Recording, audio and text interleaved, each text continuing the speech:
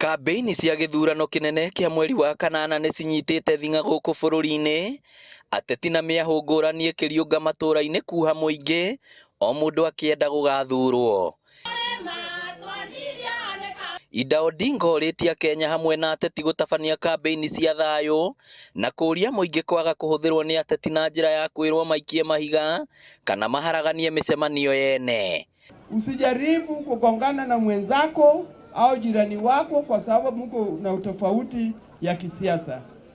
Hiyo utofauti inakuja tu kidogo itakwisha, lakini jirani wako atakuwa jirani wako kwa miaka hii yote. Muishi kwa amani, mfanye kampeni ya amani. Ida oroho nĩ amenereirie andũ arĩa makoretwo makĩrumana kwagĩra atumia gĩtĩo gũkũ bũrũri-inĩ, akiuga mabatiĩ gũtacũkĩrio ikinya ihiũ rĩa kĩwatho nĩguo matuĩke kĩonereria kũrĩ andũ arĩa angĩ. Oroho nĩ orĩtie Kenya magathura Raila Odinga ta president wa gatano wa Kenya. Nataka kuhakikisha kwamba mbele iko sawa na baba Raila Amolo Odinga.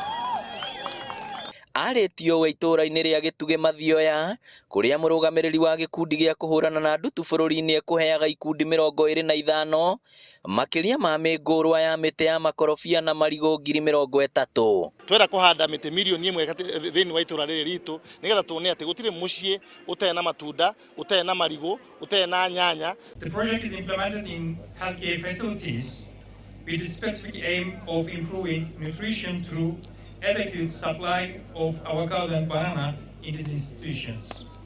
Gĩkĩ nĩ gĩko kĩnene mũno, tondũ ũngĩrora haha thutha nĩ ũkuona mĩtĩ ĩrĩa tũraheo ũmũthĩ nĩ kĩndũ thutha wa mĩaka ĩgũka gĩgateithia aciari aya aitũ tũrona haha. Nĩ tũkenete mũno nĩ ũrĩa tũreheire mĩtĩ ĩno, tondũ nĩ tũgũteithĩka tarĩ mbura yerekeire kuura, nĩ tũkũhanda.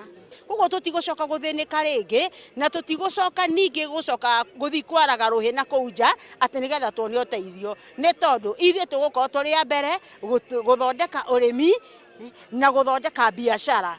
Ambassador wa bũrũri wa Turkey na ũrĩa gwĩkinyĩtie akiuga bũrũri ũcio no ũgũthiĩ na mbere na kũnyitanĩra na Kenya harĩ kwarĩra mĩtaratara ya kũhũrana na ng'aragu bũrũri-inĩ. I am touched and honored to see that my country is taking part in a project that supports the Big Four agenda of His Excellency President Kenyatta, especially by helping to enhance agricultural production and to promote agriculture-based livelihoods.